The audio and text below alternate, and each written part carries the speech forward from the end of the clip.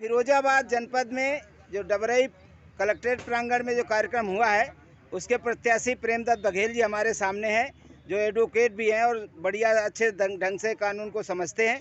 तो मैं उनसे सिर्फ एक सवाल करना चाहता हूं कि आप चुनाव किस तरह से जीतेंगे?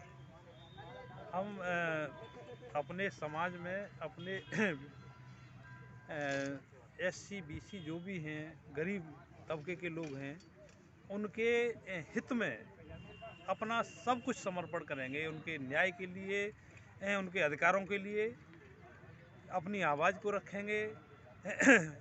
वो निश्चित ही हमें उनसे सम्मान मिलेगा, उनका वोट मिलेगा, उसके माध्यम से हम जीतेंगे और उनकी बात निष्पक्षता से हम आगे रखेंगे।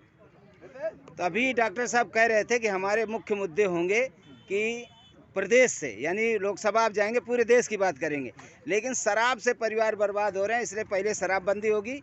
दूसरा जो बेरोजगारी की समस्या है और समस्याएं महिलाओं की हैं, तो मतदाता पेंशन जिसको आप वोटर पेंशन कहते हैं, आयोजक ने अभी हमको बताया कि हमारा दूसरा मुद्दा ये भी होगा। तो आप इसके बारे में क्या कहेंगे?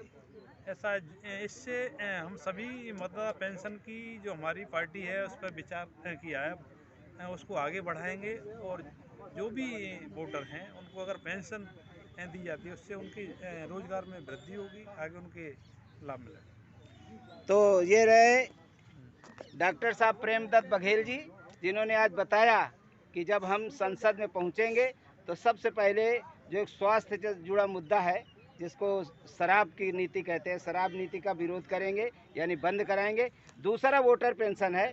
वोटर पेंशन के बारे में सबको पता है कि इस देश में जो कल्याणकारी योजनाएं बनाई गई हैं, चाहे वो राशन, मिट्टी तेल, विधवा पेंशन, विकलांग पेंशन, निर्बल आवास, न जाने कितनी ऐसी समस्याएं हैं, उनमें से वो बंद करके सभी वोटर के खाते में 8,000 रुपये महीना जाए। यानी जो आदमी वोट डालता है उसको जब 8,000 रुपये महीना मिलेगा तो इस देश से गरीबी, भुखमरी, भ्रष्टाचार खत्म हो जाएगा, ऐसा पार्टी का मानना है।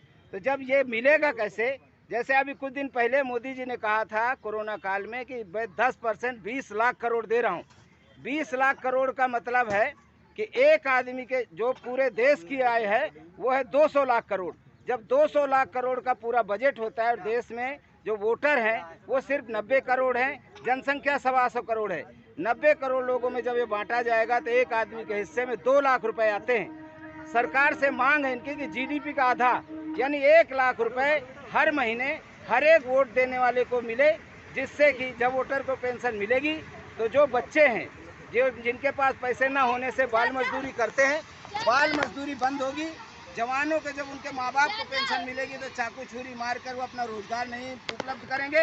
महिलाओं को जब ये पेंशन मिलने लगेगी तो जब 18 साल की लड़की को, जो 18 साल लड़की है लड़का, वो सबको मिलेगा। जब 18 साल की किसी लड़की को 8,000 रुपये महीना मिलना होगा तो उसकी शादी में किसी भी तरह के दहेज की मांग नहीं होगी, ना ससुराल जाने के बाद दहेज के लिए वो जलाई जाएगी। और जो बुजुर्ग हैं, आप देख रहे हैं कि इस देश में सबसे ऊंचे पद पे बैठे हुए टीएन शेषन को भी उनके बेटे ने घर से निकाल दिया और वो ओल्ड एज होम में है। मतलब ये बुढ़ापे की दशा है कि आप नौकरी करते हैं, जो बुढ़ापे में पैसा मिला है वो बच्चों के लिए बंगला गाड़ी खरीद के दे देते हैं, लेकिन उनके पास खाने के लिए नहीं होता, तो वो बाद में वृद्धावस्था में वृद्धाश्रम जाते हैं। ऐसी दशा ना हो।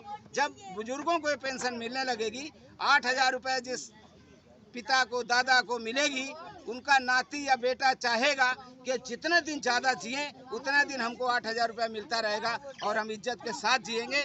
जब ये महिलाओं को मिलना चालू होगा, क्योंकि ज़्यादातर विधवा महिलाएं जब बुजुर्ग हो जाती हैं तो घर वाले बोझ ही समझते हैं, उसी तरह उनका पालन पोषण होता है।